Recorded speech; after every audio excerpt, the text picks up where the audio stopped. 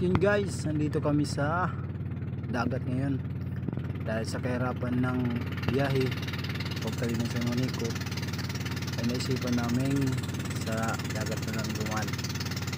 Excited din ako dahil first time ng asawa ko makakadaan sa ilalim ng San Juanico. Dito malapit na kami kahit pa paano ligtas rin, hindi mahalo ng dagat.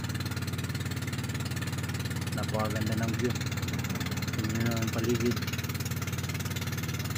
at makikita nyo rin po yung mga sasakyan na dumadaan sa taas papunta sa Tacloban. Nakagupo yan ngayon. Experience na niya. Ito yung asawa ko, tuwang-tuwa.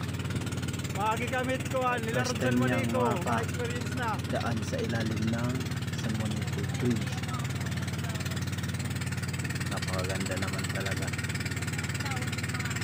Kaya kung gusto nyong mamasyal dito, puntahan nyo na lang yung mga nagbabangka. Dito na kami sa ilalim.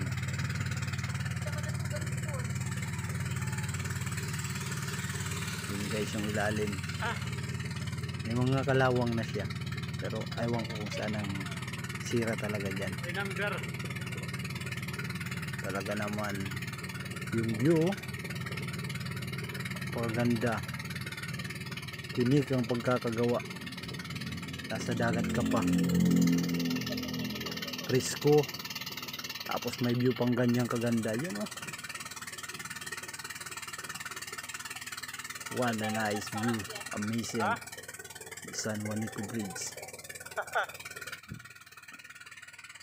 Nakalagpas na kami ng Samar. Ayan guys, yung nasa unahan yung ang pinakamalapit na barangay, at makikita nyo rin sa paligid mayroong mga floating cage, ginagawang fish cage ng mga bangus.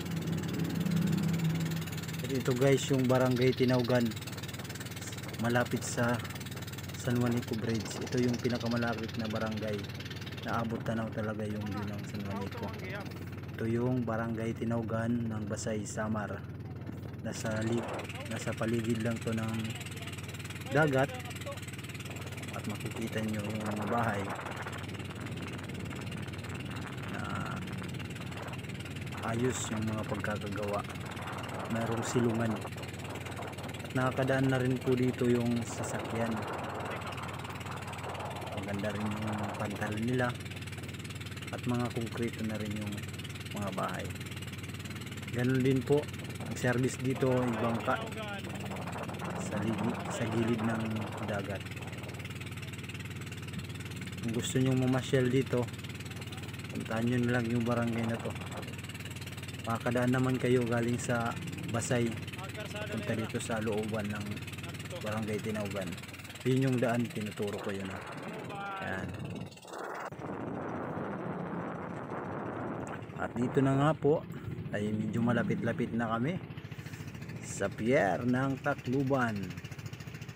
Sulit, makikita mo yung paligid, may barko, at dito yung dagat ay medyo maalon na. Tapos dito naman sa kabila, sa bandang kanan, abot tanaw mo na yung barangay Anibong dito sa Tacloban. Tsaka yung mga barko na pila para mag-unload, kaya para umalis na guys.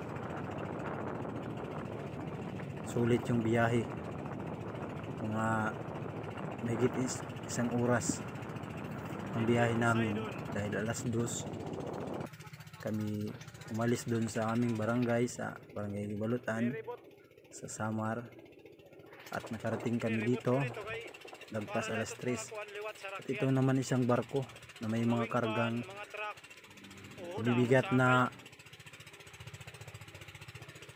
pangarga na bawal dumaan sa San Juanico. Ito yung mga wing van, mga truck na may mga kargamento. At kasakay sila sa barge, siguro pang unload na ito sa pier ng Tacloban. At ayan na nga, medyo malapit na kami. Welcome to downtown ng Tacloban. Sulit guys yung biyahe mo. Sasabi mo ma'am sa experience Hindi mo. maalon. Payapa yung dagat at saka yung ngiti ng aking partner. Yun. Safe po ang biyahe. Paano walang aberya sa aming sinakyan na pambot. At makakarating po kami ng ligtas. Ayan na nga guys. Nagtadong na po kami ng payong. At dito na po kami sa downtown. At bababa na kami. So yun guys, hanggang dito na lang. Salamat sa panonood.